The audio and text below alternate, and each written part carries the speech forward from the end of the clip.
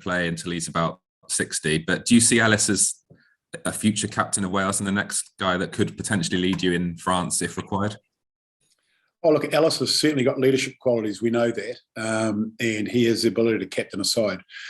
The first thing you've got to do to captain the side is be a number one starter. And so for Ellis at the moment, the big thing for him is to just keep building on, his short return to the game, to be honest. But where we are with the lack of leadership or captaincy experience, it lends itself to him taking the side this week.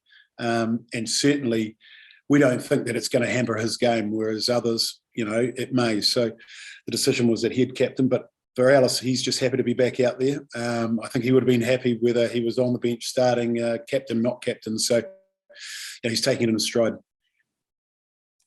He's obviously shown a lot of resilience to come back personally from what he's been through, but you obviously haven't worked with him that much due to his injury. What is it that you like about his leadership? He's obviously captained Wales at 20s level as well. Oh, he's an experienced player. He understands the game. He makes good decisions.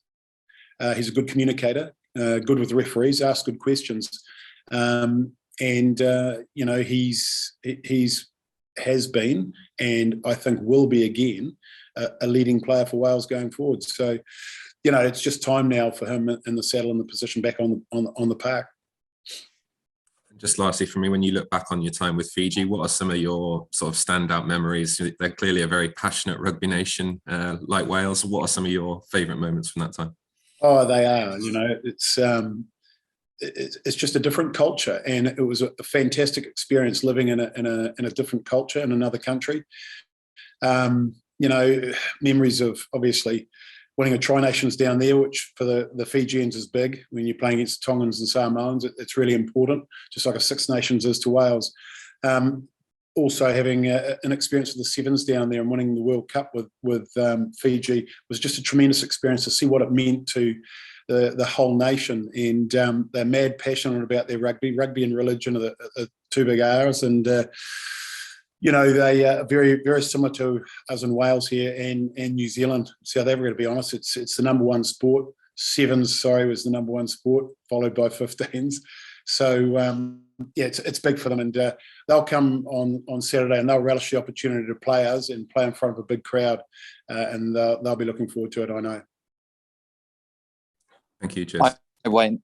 Will here. Just on the Fijian note, there's a vote coming about eligibility rules and whether Tier 1 players who've been capped and not played for them for a while can be capped for their sort of nations of heritage. Would you support that, and would Wales support that? Look, I can't speak on behalf of Wales, but I know personally, having been in Fiji and New Zealand and seeing a number of, Joe Alivanderi was a fantastic winger in New Zealand. I think he played one or two test matches. There were that many good wingers at the time with Jonah Lomu and many others. It just seemed a shame that after one cap that he couldn't play, 50 caps for Fiji, and he would have easily played 50 caps for Fiji.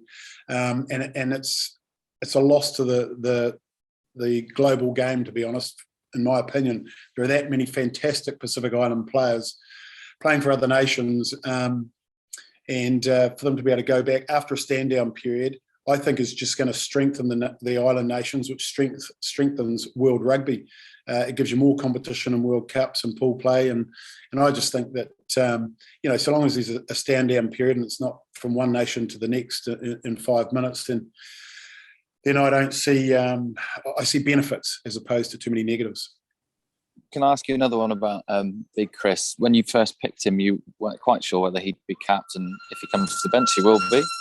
Can you talk about his sort of potential that you see in him for 2023 and the things that he doesn't offer, maybe just in terms of genetics and size, that you will need in your pack going forward? Yeah, well, at 19 and 113 kilos, he's going to be easy 118, 120 kilo player in my view. He's athletic. He can play six and he can play second row. He's 19 years of age with that natural frame at the moment. Just imagine him in 2 years' time with the training age, in the gym and that sort of thing. He at the moment, it's natural gifts that he's got, and we wanted to bring him into camp because every now and then a player like this comes along, and the more time you can spend with them and further their development, the better it is for them. And he's in a pretty good space at Exeter at the moment. He'll be learning a lot there as well. And if you look at if you look at Ben Carter, if you look at, what's coming up, 23, 27, 31, those boys at 20 and 19 years of age, there's no reason why, if they look after themselves and keep developing, that they can't be involved in 3 Rugby World Cups. And, you need that experience at World Cups. And when the Alan Wynne-Joneses of the world move on, you've got to have the next wave coming through. And that's what we're doing with these 2 young men. Thanks, Wayne. Thank you. Hi, Wayne. Just on Josh Adams, what are the qualities in his game and the things that you like that make him seem well suited to that 13 position? Oh, look, he's got speed. And, you can't substitute speed. He's got a good step. He's got a good fend.